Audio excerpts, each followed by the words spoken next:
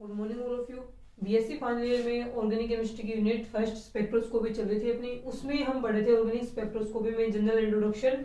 Spectrum के 2 types थे, absorption spectrum यानी अवशोषण स्पेक्ट्रम और उत्सर्जन स्पेक्ट्रम। उसके बाद में रहेगा ये टाइप ऑफ स्पेक्ट्रम कि जो भी अपनी व्हाइट लाइट होती है उसके अंदर ये जो स्पेक्ट्रम के रीजन बताए हुए हैं, cosmic, gamma rays, X rays, UV, visible, IR, microwave, NMR और रेडियो वेव। इसमें 4 फैक्टर आपके, एक तो है एनर्जी और एक इसमें होता है वेवलेंथ। वेवलेंथ यानी तरंग देख रही है, वेवलेंथ को हम बोलते हैं लैम्डा से, एनर्जी को हम बोलते हैं ई से। एक होता है इसमें फ्रीक्वेंसी, ठीक है, फ्रीक्वेंसी को हम लिखेंगे न्यू से।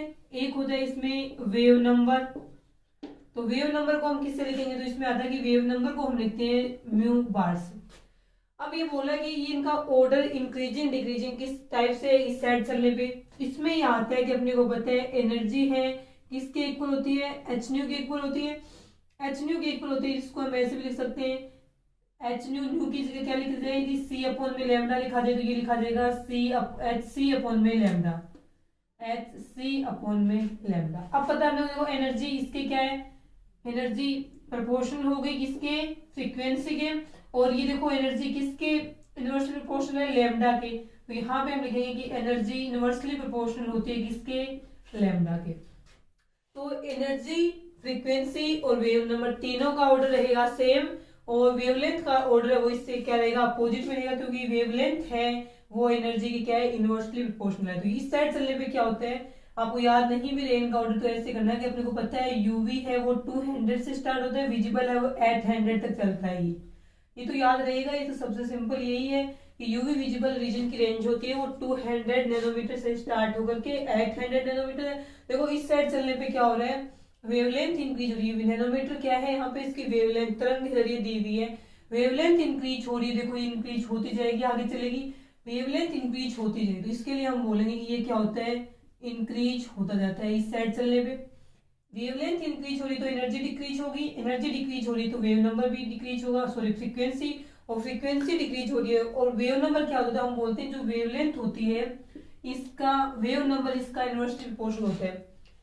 देखो ये वाला है वेव नंबर के इनवर्सली प्रोपोर्शनल है, ये इनवर्सली प्रोपोर्शनल है ये एनर्जी। तो एनर्जी और फ्रीक्वेंसी और ये तीनों एक दूसरे की क्या होती है, समानुपाती। इसको एक साथ ले लिखेंगे, energy proportional frequency proportional wave number और इनवर्सली प्रोपोर्शनल होगा लैम्डा। तो ये तीनों जहां पे इंक्रीज होते हैं तो ये क्या होता है, डिक्रीज होता है। अब ये अपने को पता है इस साइड चलने पे कॉस्मिक या गामा रेज से रेडियो वेव की तरफ जाएंगे, इसको हम रेडियो वेव की तरफ जाते हैं, तो वेव नंबर है lambda, sorry wavelength lambda increase हो रही है, तो बाकी सारे क्या होंगे, डिक्रीज होंगे। तो बाकी सभी के लिए हम क्या लिखेंगे कि ये सारे के सारे इस साइड चलने पे डिक्रीज होती जाती है, ये याद रखना। तो इस साइड चलने पे जो स्पेक्ट्रम की रेडिएशन है, इन रेडिएशन की क्या हो रही है, फ्रीक्वेंसी, वेव नंबर और एनर्जी तीनों डिक्रीज हो रही है, जबकि इसकी वेवलेंथ है लैम्डा, उसकी वैल्यू क्या हो रही है, इंक्रीज होती जा रही है। आगे समय में सिर्फ ये आपको ध्यान में रखना है कि कौन से रीजन की रेडिएशन की एनर्जी कम है और कौन से की वेवलेंथ रहेगी ज्यादा।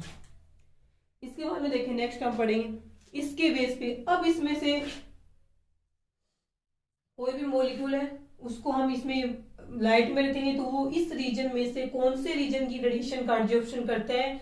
तो ये तो है नहीं कि सारे मॉलिक्यूल एक ही रीजन से रेडिएशन का ऑब्जर्वेशन करेंगे, सभी अणु हैं वो अलग अलग क्षेत्र से विकिरणों का अवशोषण करते हैं। इस बेस पे स्पेक्ट्रोस्कोप स्पेक्ट्रम भी अलग अलग बनेगा। आईआर रीजन में रेडिएशन का अवशोषण किया तो स्पेक्ट्रम बनेगा, वो क्या होगा, आईआर स्पेक्ट्रम होगा, और वो स्पेक्ट्रोस्कोपी क्या होगी, आईआर स्पेक्ट्रोस्कोपी।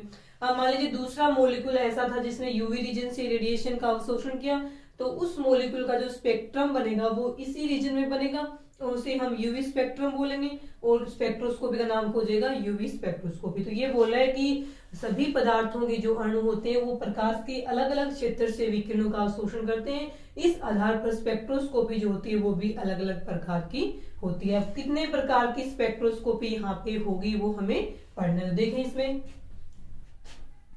स्पेक्ट्रोस्कोपी के टाइप्स हैं वो देखेंगे। फर्स्ट में देखें पढ़ना तो अपने को वही है, एनएमआर स्पेक्ट्रोस्कोपी पढ़नी है, लेकिन बाकी के नाम देख लेते हैं एक बार। यूवी स्पेक्ट्रोस्कोपी है और आईआर स्पेक्ट्रोस्कोपी, ये हम पहले पढ़ के आए हैं बीएससी सेकेंड ईयर में, और बीएससी फाइनल ईयर में आपके है ये एनएमआर स्पेक्ट्रोस्कोपी। तो देखो फर्स्ट स्पेक्ट्रोस्कोपी का इसमें नाम रखा गया है यूवी विजिबल, एक साथ में लग गया इसने ये नाम, यूवी विजिबल स्पेक्ट्रोस्कोपी। तो यहाँ पे हम लिखेंगे नीचे टाइप ऑफ स्पेक्ट्रोस्कोपी की, तो इसमें लिखिए कि विभिन्न पदार्थों के अणु है वो प्रकाश के अलग अलग क्षेत्र से विकिरणों का अवशोषण करते हैं, इस आधार पे स्पेक्ट्रम और स्पेक्ट्रोस्कोपी है वो अलग अलग प्रकार की होती है। उसमें जो फर्स्ट रहेगी वो रहेगी आपकी UV visible spectroscopy, first type रहेगा यूवी विजिबल स्पेक्ट्रोस्कोपी। इसमें आता है कि जब किसी भी पदार्थ के अणु परमाणु या आयन जो भी है या पदार्थ खुद है, वो यदि प्रकाश के यूवी और विजिबल रीजन से रेडिएशन का या विकिरणों का अवशोषण करता है। अब यूवी विजिबल की रेंज बताएंगे तो यूवी की रेंज होती है 200 नैनोमीटर से, ये वेवलेंथ की वैल्यू है तरंग दैर्घ्य की, 200 नैनोमीटर से 400 नैनोमीटर तक की रेंज तो होती है यूवी की। पैराबैंगनी अल्ट्रावायलेट रीजन पैराबैंगनी क्षेत्र की, और विजिबल होता है दर्शक क्षेत्र, उसकी रेंज होती है 400 टू 800 नैनोमीटर। आगे समझ में? तो ये रीजन सॉरी ये रेंज इसकी है, विजिबल रीजन की रेंज ये है। तो हम कहेंगे कि जब कोई भी पदार्थ है, उस पदार्थ के अणु परमाणु या आयन है, वो जब प्रकाश के इस रीजन से या इस रीजन से, यानी इस यहां से और इतने नैनोमीटर वाली जो रेडिएशन है उनका अवशोषण करते हैं, तो उस मोलिक्यूल में क्या होता है, मोलिक्यूल्स में क्या होते हैं, इलेक्ट्रॉनिक ट्रांजिशन होते हैं, इलेक्ट्रॉनिक ट्रांजिशन। अब देखें इलेक्ट्रॉनिक ट्रांजिशन को हम बोलेंगे हिंदी में इलेक्ट्रॉनिक संक्रमण होते हैं। इसकी वेवलेंथ कम है, आईआर की तरफ चलेंगे वेवलेंथ इंक्रीज होगी, तो इसकी तो कम होगी ना, आईआर माइक्रोवेव इनसे, वेवलेंथ तो तरंग दैर्घ्य इनकी कम है, लेकिन इनकी एनर्जी इनसे क्या है, ज्यादा, क्योंकि एनर्जी इस साइड चलने में डिक्रीज हो रही है, तो इनकी एनर्जी इनके कंपेरिजन में क्या है, हाईएस्ट है।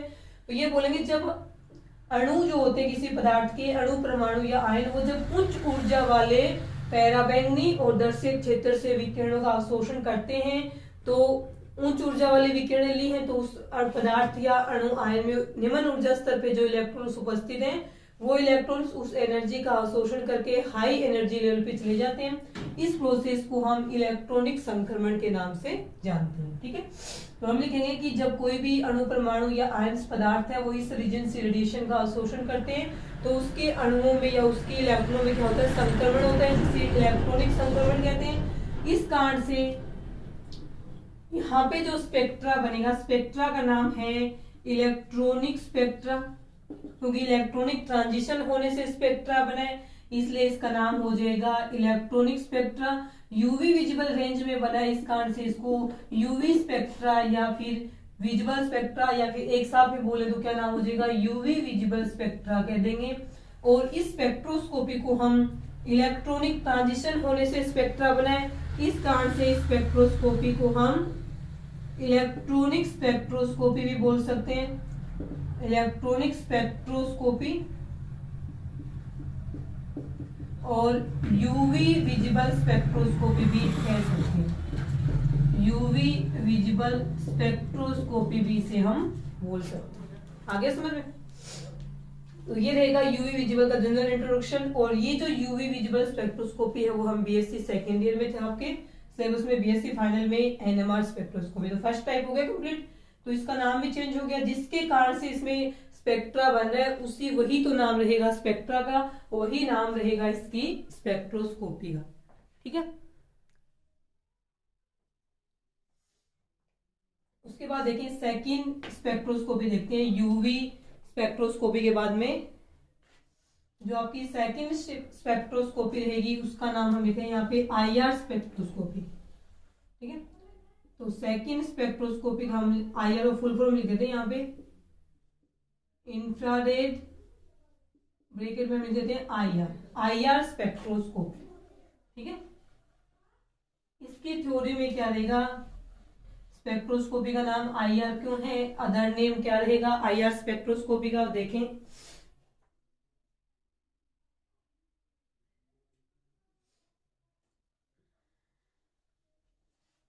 देखो अब IR स्पेक्ट्रोस्कोपी नाम है इसका, मतलब इस बार जो पदार्थ अणु परमाणु या आयन है वो IR रीजन से क्या कर रही है, रेडिएशन का एब्जॉर्प्शन कर रहे हैं। तो हम बोलेंगे IR रीजन से रेडिएशन का एब्जॉर्प्शन होगा इस बार। फिर इसमें आता है कि IR रीजन की वेवलेंथ क्या है। IR रीजन से रेडिएशन लेंगे, IR रीजन की रेडिएशन की वेवलेंथ है वो रेंज रहेगी 2.5 माइक्रोमीटर से लेकर के 15 माइक्रोमीटर। ये होती है इसकी रेंज, 2.5 माइक्रोमीटर से लेकर के 15 माइक्रोमीटर तक का जो रीजन होता है वो IR रीजन कहलाता है। जब मोलिक्यूल्स, अब देखो इस वाले रीजन की वेवलेंथ तो यूवी विजिबल से ज्यादा है क्योंकि वेवलेंथ इंक्रीज हो रही है, एनर्जी डिक्रीज हो रही है, तो एनर्जी इसकी क्या है, कम है। तो हम कहेंगे कि IR रीजन की जो एनर्जी क्या है, कम है यूवी विजिबल से, और फ्रीक्वेंसी रहेगी इसकी, सॉरी फ्रीक्वेंसी नहीं, वेवलेंथ रहेगी इसकी ज्यादा किससे, यूवी विजिबल वाले से। तो हम कहेंगे कि जब कोई भी पदार्थ है वो प्रकाश के इस रीजन से, इस IR क्षेत्र से रेडिएशन का अवशोषण करता है तो उसमें क्या होते हैं, अब इसकी एनर्जी कम है लेकिन वेवलेंथ ज्यादा है, तो मोलिक्यूल्स है उसके अंदर वाइब्रेशन होने लगते हैं। अब जो भी स्पेक्ट्रा बनेगा, इस बार इलेक्ट्रॉनिक ट्रांजिशन नहीं होगा, क्या हो रहा है, वाइब्रेशन हो रहा है। तो जो भी स्पेक्ट्रा बनेगा वो इन मोलिक्यूल्स या पदार्थ के वाइब्रेशन के कारण से बनेगा। वाइब्रेशन को हिंदी में बोलते हैं हम कंपन, कंपन के कारण से बनता है। तो इसको हम वाइब्रेशन स्पेक्ट्रम बोल देंगे। जो स्पेक्ट्रा बनेगा उसको हम वाइब्रेशन स्पेक्ट्रा बोल देंगे, और वाइब्रेशन करने के कारण से बना तब तो वाइब्रेशन स्पेक्ट्रा नाम हो जाएगा इसका। स्पेक्ट्रम स्पेक्ट्रा एक ही बात है। IR रीजन से रेडिएशन ली है इस कारण से इसे हम IR स्पेक्ट्रा है वो भी कह देंगे। अब दूसरी बात है स्पेक्ट्रोस्कोपी का नाम क्या है, तो वाइब्रेशन स्पेक्ट्रा से हम पदार्थ का अध्ययन करते हैं, इस कारण से इसका नाम है वो वाइब्रेशन स्पेक्ट्रोस्कोपी। हिंदी में बोले तो इसको नाम रहेगा ये कंपन स्पेक्ट्रोस्कोपी, और IR स्पेक्ट्रोस्कोपी है वो इसे हम कह देंगे। आगे समझ में।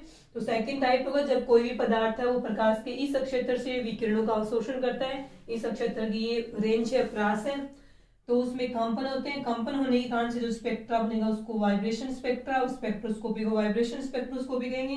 क्योंकि ये जो स्पेक्ट्रा वगैरह बन रहा है ये सब IR रीजन में बन रहा है, इस कारण से उसे IR स्पेक्ट्रा और स्पेक्ट्रोस्कोपी को हम IR स्पेक्ट्रोस्कोपी कह देते हैं। ये होगी सेकेंड टाइप की स्पेक्ट्रोस्कोपी। अब थर्ड पढ़ेंगे इसमें स्पेक्ट्रोस्कोपी में NMR स्पेक्ट्रोस्कोपी। देखें थर्ड रहेगी, ये लिखो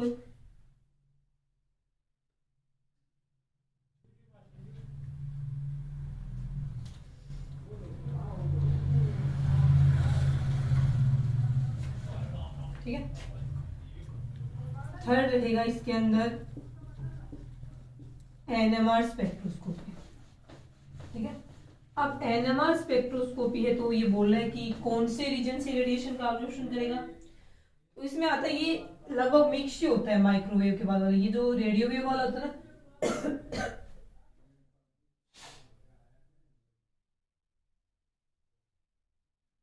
ठीक है, ये मिक्स रीजन होता है। तो हम इसको एक NMR रीजन नहीं बोल रही, इसको पूरे को हम रेडियो रीजन ही बोल सकते हैं, रेडियो आवर्ती क्षेत्र।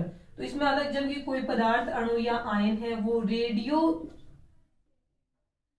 वेव बोलते हैं, रेडियो वेव रीजन से विकिरणों का अवशोषण करें। अब इसकी प्रास कितनी होती है वेवलेंथ की, तो वो बोलेंगे हम 1 से लेके 5 मीटर। तो देखो वेवलेंथ पीछे वाले में क्या थी, IR में माइक्रोमीटर में थी, उससे पहले वाले नैनोमीटर में थी, और ये आपके है मीटर में। इसका मतलब है रेडिएशन है उसकी वेवलेंथ या तरंग दैर्ध्य ज्यादा है, तो वेवलेंथ इंक्रीज हो रही है तो इस वाले को हाईएस्ट मिलेगी।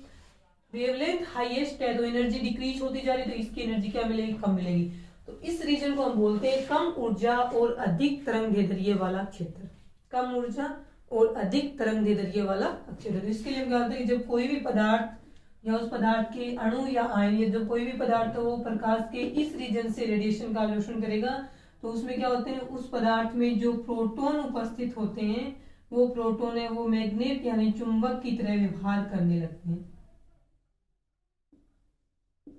ठीक है। इस कारण से इन्हें हम क्या बोलेंगे, तो जो प्रोटॉन होंगे उस पदार्थ में वो मैग्नेट की तरह बिहेव करेंगे और एक प्रकार से रेजोनेंस शो करते हैं। तो इस कारण से इसे हम क्या बोले, न्यूक्लियर। प्रोटॉन भी आते हैं साथ में, इसमें साथ में प्रोटॉन में क्या होते हैं, प्रोटॉन होते क्या है, न्यूक्लियस में होते हैं। न्यूक्लियस में प्रोटॉन भी होते हैं, साथ में न्यूट्रॉन भी होते हैं, लेकिन सिर्फ प्रोटॉन है उसके बेस पे स्पेक्ट्रोस्कोपी बनती है।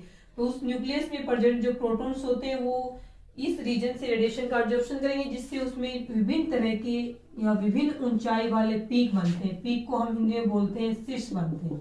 ठीक है, तो नाभिक, न्यूक्लियर का मतलब नाभिक है, नाभिक में प्रोटॉन है, वो रेडिएशन का ऑब्जर्वेशन करेगा, वो पीक दर्शाएगा। मैग्नेट यानी चुंबक की तरह व्यवहार करेंगे, और आर का मतलब उसमें रिजोनेंस अनुनाद होता है। इस कारण से स्पेक्ट्रोस्कोपी की फुल फॉर्म क्या रहेगी? Nuclear magnetic resonance, magnetic resonance spectroscopy. ठीक है, तो हम बोलेंगे कि इस स्पेक्ट्रोस्कोपी में पदार्थ होता है वो रेडियो वेव रीजन से, जिसकी वेवलेंथ ये, इससे विकिरणों का अवशोषण करता है, जिससे उस पदार्थ के न्यूक्लियस यानी नाभिक में उपस्थित जो प्रोटॉन्स हैं वो रेडिएशन का ऑब्जर्वेशन करके मैग्नेट की तरह बिहेवियर करते हैं, और जिससे उस स्पेक्ट्रा बनेगा उसमें विभिन्न तरह के शीर्ष बनते हैं। शीर्ष का मतलब ऐसे बनता है, स्पेक्ट्रा बनेगा उसमें इस प्रकार से शीर्ष बनते हैं। ठीक है, ये वाले जो होते हैं इनको पीक या शीर्ष बोलते हैं। तो ये रहेगी न्यूक्लियर मैग्नेटिक रेजोनेंस स्पेक्ट्रोस्कोपी।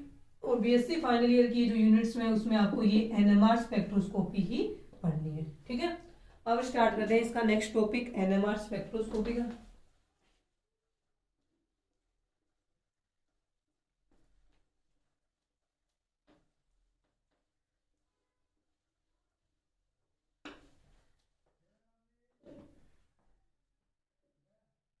देखिए, नेक्स्ट आप पढ़ेंगे, हेडिंग लिखिए एनएमआर स्पेक्ट्रोस्कोपी। एनएमआर इसकी फुल फॉर्म लिख देते हैं न्यूक्लियर मैग्नेटिक रिजोनेंस और स्पेक्ट्रोस्कोपी। हिंदी में नाम रहेगा नाभिकीय चुंबकीय अनुनाद स्पेक्ट्रोस्कोप।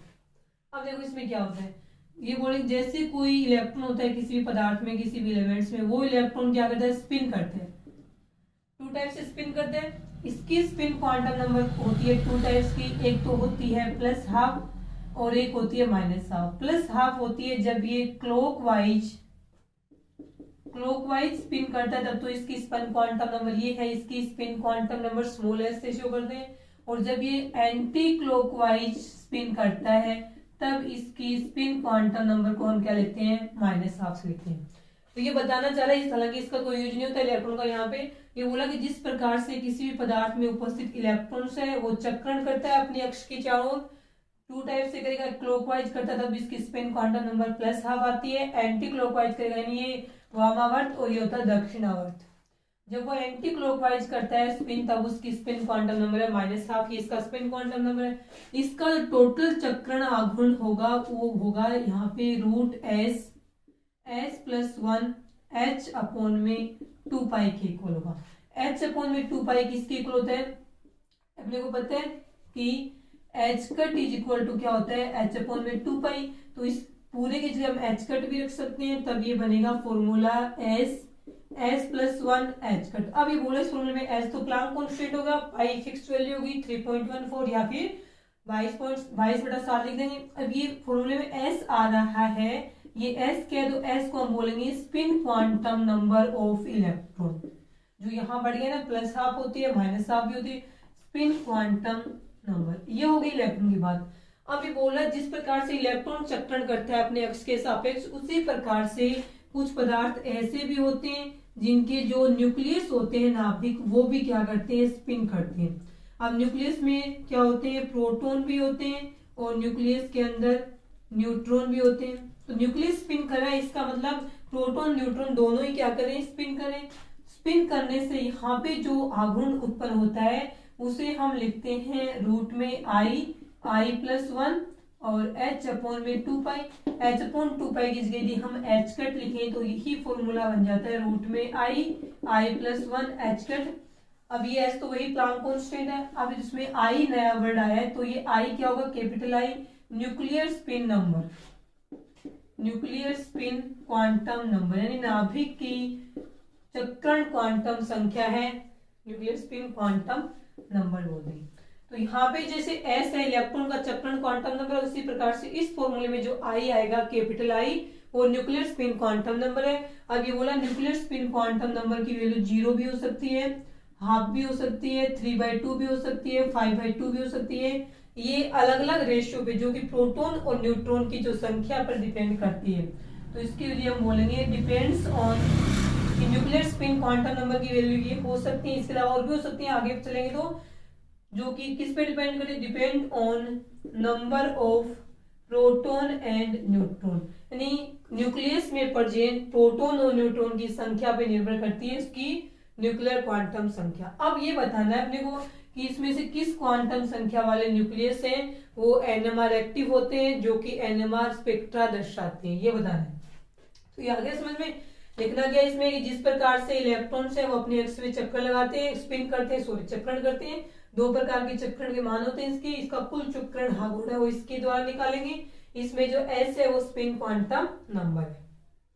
अभी बोला है कि जिस प्रकार से इलेक्ट्रॉन्स है वो स्पिन करते हैं, उसी प्रकार से कुछ पदार्थ ऐसे भी हैं जिसमें न्यूक्लियस है वो स्पिन करते हैं। अब न्यूक्लियस स्पिन कर रहा है, इसका मतलब न्यूक्लियस में प्रेजेंट प्रोटॉन और न्यूट्रॉन है वो स्पिन करते हैं, चक्रण करते हैं। इसमें 2 टाइप्स के मान लेंगे, चक्रण करते हैं जिनका चक्रण चुंबकीय आघूर्ण है वो इस फॉर्मूले से निकालेंगे, और इस फॉर्मूले में जो आई है वो न्यूक्लियर का स्पिन क्वांटम नंबर है, जिसकी वैल्यू ये हो सकती है। ये वैल्यू किस पे डिपेंड करती है, depends on number of proton and neutron. ये रहेगा इसका जनरल इंट्रोडक्शन। अब बनाएंगे कि किस प्रकार से वैल्यू होती है। ये न्यूक्लियर स्पिन क्वांटम नंबर है, आई इसकी वैल्यू 0 कब होगी, हाफ कब होगी, कौन से न्यूक्लियस की होती है। अब इसके पढ़ेंगे एग्जांपल्स। देखिए इसके एग्जांपल्स कैसे होंगे।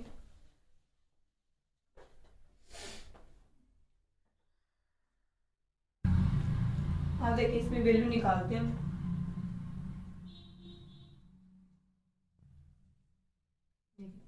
यहाँ पे टेबल बनाएंगे, उसमें हम लिखेंगे मास नंबर यानी द्रव्यमान संख्या, यहाँ पे हम लिखेंगे एटॉमिक नंबर यानी परमाणु क्रमांक, यहाँ पे हम लिखेंगे न्यूक्लियर स्पिन आई की वैल्यू, और यहाँ पे हम लिखेंगे एग्जांपल्स। ठीक है, ये टेबल बनेगी। इसमें ये बोल रहा है कि अपन इसमें ये देखें, नहीं देखेंगे कि 2 है 4 है, इसमें हम इवन ओड में देखेंगे। इवन का मतलब है सम, और ओड का मतलब क्या होता है, इसमें क्या आएगा, विषम में आएगा। देखिए इसमें क्या रहेगा, दोनों ही क्या है, इवन है। ये बोल रहा है ये भी इवन नंबर है, इवन में जैसे 2 है 4 है 6 है 8 है, ऐसे ऐसे इवन नंबर चला जाएगा।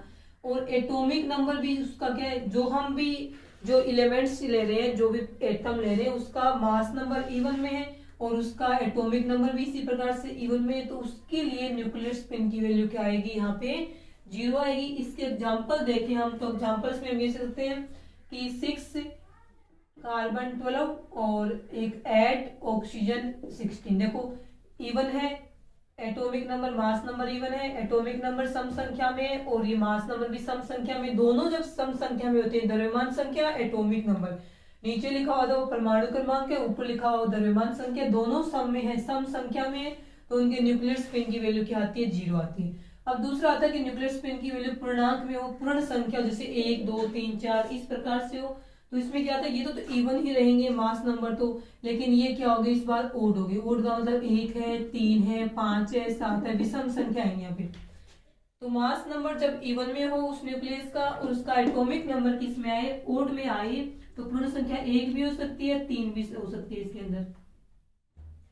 तो पूर्ण संख्या 1 में 3 में 1 आए और 3 वाले के अलग एग्जाम्पल पढ़ते हैं। 3 वाले का होते हैं 5 बोरोन 10। 10 क्या है, मास नंबर इवन में, 5 क्या है, एटॉमिक नंबर ओड में, 1 किसकी आती है, इसके लिए 3 होता है न्यूक्लियर स्पिन आई की वैल्यू, 1 किसकी आती है, तो 1 हाइड्रोजन 2 ऐसे लिखा हुआ हो। देखो मास नंबर इवन में है 2, एटॉमिक नंबर ओड में है 1, और दूसरा इसका एग्जाम्पल करें 7 नाइट्रोजन 14। 14 क्या है, मास नंबर इवन में है, 7 क्या है, एटॉमिक नंबर ओड में है, तो ये इसका एग्जाम्पल है। अब बोले इसकी वैल्यू हो सकता है, इस बार ये तो ओड है और ये वाला बोल रहा है कि इवन भी हो सकता है और इस बार ये ओड भी हो सकता है, उसके बेस पे इसकी वैल्यू रहेंगी अलग अलग।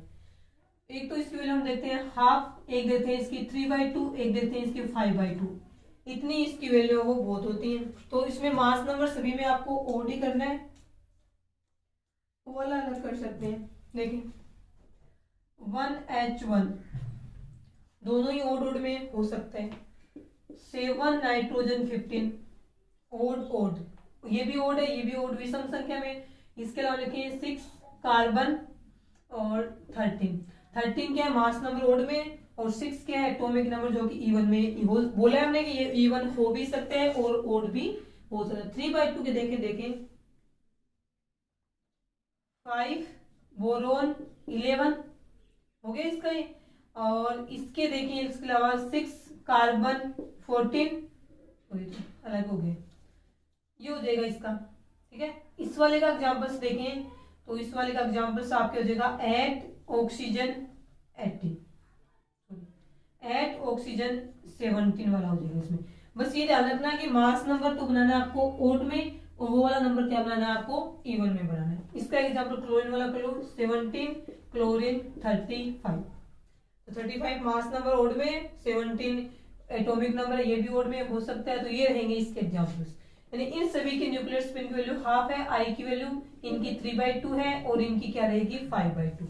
ये हो गया। अब बढ़ते हैं इसमें कौन से एनएमआर एक्टिव है और कौन से एनएमआर इनएक्टिव है। इसके बाद आती है ये वाले, तो क्या मानते हैं एनएमआर एक्टिव होते हैं और जिनकी वैल्यू 0 होती है न्यूक्लियर स्पिन की वैल्यू, वो सारे के सारे क्या होंगे एनएमआर इनएक्टिव होते हैं। क्यों होते हैं, क्योंकि जिनकी न्यूक्लियर स्पिन की वैल्यू पहले से ही 0 है, तो इस फॉर्मूले में हम जब i+1 की जगह जब हम यहाँ 0 रखेंगे तो पूरी टर्म में क्या हो जाएगी 0 आ जाएगी। 0 आ जाएगी तो इसका मतलब ऐसे नाभिक है उनका कोई भी चुंबकीय आघूर्ण नहीं होता है, जो रिजल्ट में आएगा। जब कोई चुंबकीय आघूर्ण नहीं बचेगा इसका, तो न्यूक्लियर स्पिन भी नहीं करेगा। स्पिन नहीं करता है तो वो एनएमआर स्पेक्ट्रा नहीं दर्शाते हैं, तो हम बोलते हैं कि ऐसे न्यूक्लियस क्या होते हैं एनएमआर इनएक्टिव माने जाते हैं। लिख लिया होगा ये। अब देखिए, अब पढ़ेंगे इसमें कि एनएमआर स्पेक्ट्रोस्कोपी क्यों बोलते हैं, इसका क्या होता है इसमें। तो ये टेबल बनाने के बाद में इसके नीचे हम लिखेंगे कि वे न्यूक्लियस या वे नाभिक जिनकी न्यूक्लियर स्पिन की वैल्यू 0 होती है, उन नाभिकों का परिणामी चुंबकीय आघूर्ण 0 आता है। फिर परिणामी चुंबकीय आघूर्ण निकालने का फॉर्मूला क्या रहेगा, परिणामी चुंबकीय आघूर्ण निकालने का फॉर्मूला यही रहेगा, रूट में i+1 और h/2i 2 जब i की वैल्यू हमने 0 रख दी, न्यूक्लियर स्पिन यहाँ 0 रखेंगे तो पूरी की पूरी टर्म है वो क्या आ जाएगी 0 आ जाएगी। 0 आ जाएगी इसका मतलब ऐसे नाभिक है वो स्पिन नहीं करते, चक्रण नहीं करते, इस कारण से ये क्या होते हैं एनएमआर स्पेक्ट्रोस्कोपी के प्रति इनएक्टिव होते हैं। ठीक है, एनएमआर इनएक्टिव पूरा वर्ड एक साथ में ही है। किनके लिए, वे न्यूक्लियस जिनके न्यूक्लियर स्पिन क्वांटम नंबर का मान 0 आता है, वे के सारे क्या एनएमआर एक्टिव माने जाएंगे। ठीक है, और देखिए एनएमआर इनएक्टिव में कौन सा आया था आपके 6 कार्बन 12 और 7 नहीं 8 ऑक्सीजन और 16, ये वाले क्या आए थे आपके एनएमआर इनएक्टिव आए थे, क्योंकि इन दोनों के लिए न्यूक्लियर स्पिन की वैल्यू क्या आई थी 0 आई थी। अब बोल रहा है कि वे न्यूक्लियस जिनकी न्यूक्लियर स्पिन का मान है वो हाफ होता है, उसका कोई ना कोई रिजल्ट में यहाँ हाफ लिखेंगे आई की जगह, तो कुछ ना कुछ आएगा न्यूक्लियर क्वांटम नंबर चुंबकीय आघूर्ण जो आता है उसका कुछ ना कुछ मान आएगा। इसका मतलब है कि वे सभी नाभिक जिनके nuclear spin quantum number half होता है, वे सारे के सारे क्या होते हैं एनएमआर एक्टिव होते हैं। जब वे रेडियो वेव रीजन से रेडिएशन का ऑब्जॉर्प्शन करते हैं तो उसका जो न्यूक्लियस होता है वो 2 प्रकार से स्पिन करता है, एक तो क्लॉकवाइज और एक रहेगा एंटी क्लॉकवाइज। तो इसके 2 टाइप्स के मान होंगे, एक तो +½ हो जाएगा जैसे इलेक्ट्रॉन्स के होते हैं, दूसरा क्या हो जाएगा -½ हो जाएगा। एनएमआर एक्टिव है तो इसके 1-2 एग्जांपल्स देखें आप क्या रहेंगे एनएमआर एक्टिव के, जैसे अपना आ गया 6 कार्बन 13 और 7 नाइट्रोजन 15। ठीक है, 7 नाइट्रोजन 15 वाला कर लो या फिर ऑक्सीजन वाला कर लो आप, एक ही बात। आगे समझ में, ये इसके हो जाएंगे एग्जांपल्स। इसके अलावा वो भी इसी का है ना 1 हाइड्रोजन 2 वाला, ये क्या है 1 हाइड्रोजन ऊपर 1 वाला। ठीक है, अब इसके लिए हम क्या बोलेंगे वो देखिए, आप वैसे 2 ही कर लो, ये 2 होते हैं।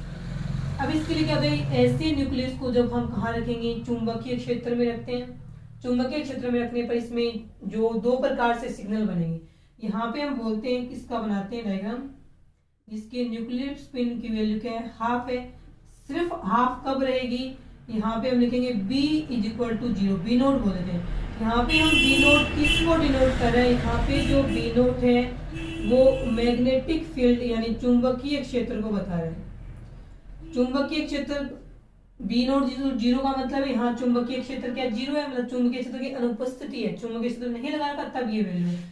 फिर हमने लगा दिया चुंबकीय क्षेत्र। चुंबकीय क्षेत्र लगाते ये 2 टाइप से स्पिन करेगा, एक तो वो करेगा जिसमें इसकी वैल्यू क्या होती है न्यूक्लियर स्पिन की वैल्यू प्लस हाफ, एक वैसे करेगा जब इसके ऊपर क्या होती है न्यूक्लियर स्पिन की वैल्यू है वो इसकी क्या रहेगी प्लस हाफ है वो रहेगी।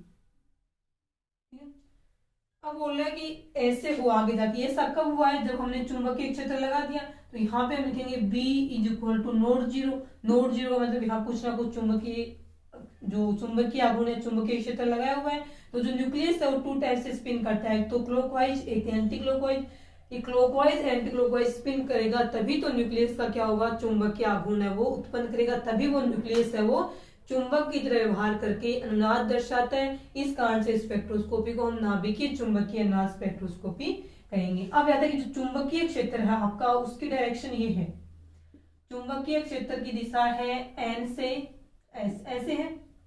अब ये वाला जो होता है जिसकी जो न्यूक्लियर स्पिन की वैल्यू न्यूक्लियस की जिस स्टेट में न्यूक्लियर स्पिन की वैल्यू हाफ होती है प्लस हाफ होती है उस टाइम इसका जो चुंबकीय आघूर्ण होगा उसकी दिशा बाह्य चुंबकीय क्षेत्र की दिशा क्या रहेगी समान, क्योंकि ये भी ऐसे लिखा हुआ है ये भी ऐसे लिखा हुआ। आप देखो एन नीचे एस ऊपर एन नीचे एस ऊपर, लेकिन इस वाले की जो न्यूक्लियर स्पिन जिस डायरेक्शन में स्पिन करता है वो बाह्य चुंबकीय क्षेत्र से क्या रहेगी अपोजिट रहेगी, यानी इसमें ऐसे लिखा जाएगा।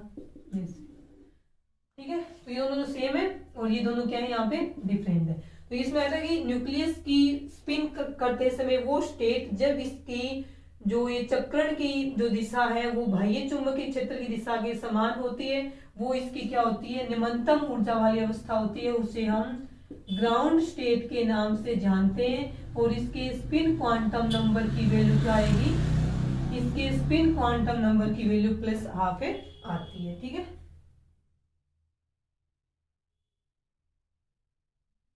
और दूसरे जो इसकी स्टेट आएगी वो एंटी क्लॉकवाइज होगी, जिसके चक्रण की या स्पिन करने की दिशा है वो बाह्य चुंबकीय क्षेत्र से क्या रहेगी अपोजिट रहेगी, और उसकी एनर्जी क्या होती है हाई होती है। उच्च ऊर्जा वाली अवस्था है ये, और ये है निम्न ऊर्जा वाली अवस्था, इस कारण से इसे हम ग्राउंड स्टेट के नाम जानते हैं। और ये रहेगी हाई एनर्जी स्टेट, और ये इस ग्राउंड स्टेट की एनर्जी क्या होती है लो होती है। ये रहेगी आपकी न्यूक्लियस है वो स्पिन करेगा, स्पिन तभी करेगा जब इसको हम चुंबकीय क्षेत्र में रखेंगे, क्योंकि चुंबकीय क्षेत्र यहाँ नहीं था तो न्यूक्लियस है कोई भी स्पिन है वो नहीं करता है। चुंबकीय क्षेत्र में रखते 2 प्रकार से स्पिन करेगा, क्लॉकवाइज एंटी क्लॉकवाइज। जब इसकी वैल्यू प्लस हाफ होती है तब इसकी जो डायरेक्शन है चक्रण की वो बाह्य चुंबकीय क्षेत्र के समान है, तब इसकी एनर्जी कम है तो ग्राउंड स्टेट बोल देंगे इसको। जब इसकी न्यूक्लियर स्पिन की वैल्यू माइनस हाफ है तब इसकी स्पिन की डायरेक्शन है वो बाह्य चुंबकीय क्षेत्र की डायरेक्शन के क्या रहेगी अपोजिट रहेगी, और इसकी एनर्जी हाईएस्ट होती है, इस कारण से इसे हाई एनर्जी स्टेट के नाम से भी हम जानते हैं।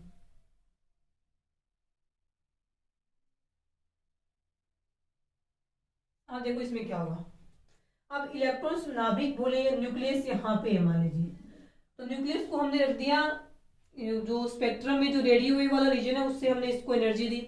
एनर्जी देते ही यहाँ से जो न्यूक्लियस था जिसकी स्पिन की डायरेक्शन बाह्य चुंबकीय क्षेत्र की दिशा के समान थी, वहां पे जब न्यूक्लियस था ग्राउंड स्टेट में कम ऊर्जा वाली अवस्था में, तो न्यूक्लियस ने क्या किया वहां बाहर से रेडियो वेव वाले रीजन से एनर्जी ली, रेडिएशन अवशोषित की, विकिरणों का अवशोषण करके वो यहाँ से उच्च ऊर्जा वाली अवस्था में चला गया।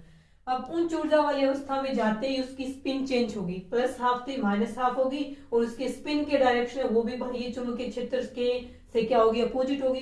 तो जब यहाँ से न्यूक्लियस कम ऊर्जा वाली अवस्था से न्यूक्लियस रेडियो वेव वाले रीजन की रेडिएशन का अवशोषण करके हाई एनर्जी लेवल पे गया, तो इसकी न्यूक्लियर स्पिन क्वांटम नंबर भी चेंज होगी अपोजिट होगी इससे, और इसकी स्पिन की जो डायरेक्शन है वो भी बाह्य चुंबकीय क्षेत्र की डायरेक्शन से क्या होगी अपोजिट होगी। इस कारण से जब न्यूक्लियस यहाँ से यहाँ जाता है तो इस प्रोसेस को यहाँ पे क्या नाम बोलते हैं रिजोनेंस अब्जॉर्प्शन, अवशोषण अनुनाद। अवशोषण अनुनाद क्यों कहेंगे, क्योंकि यहाँ था पहले ऊर्जा का, रेडिएशन का अवशोषण करके यहाँ गया है, रिजोनेंस किया इसने, रिजोनेंस या अनुनाद जो इसने किया है वो इसने अवशोषण, ऊर्जा का अवशोषण करके किया है, इसलिए इसका नाम रहेगा अवशोषण अनुनाद, इंग्लिश में बोलेंगे अब्जॉर्प्शन रिजोनेंस। और न्यूक्लियस कर रहा है और चुंबकीय क्षेत्र की प्रेजेंस में कर रहा है, इस कारण से इसका नाम रखा गया यहाँ पे न्यूक्लियर रिजोनेंस स्पेक्ट्रोस्कोपी, इसलिए इसका नाम रखा गया है न्यूक्लियर रिजोनेंस स्पेक्ट्रोस्कोपी। नाभिकीय चुंबकीय अनुनादिक रह गया क्या, मैग्नेटिक, नाभिकीय चुंबकीय अनुनाद स्पेक्ट्रोस्कोपी कहा जाता है, शॉर्ट में इसको हम लिख देंगे एनएमआर स्पेक्ट्रोस्कोपी। ठीक है, लिख लेना इसको। इसके बाद जो इसका नेक्स्ट पार्ट है वो हम करेंगे नेक्स्ट क्लास में। आज के लिए इतना ही।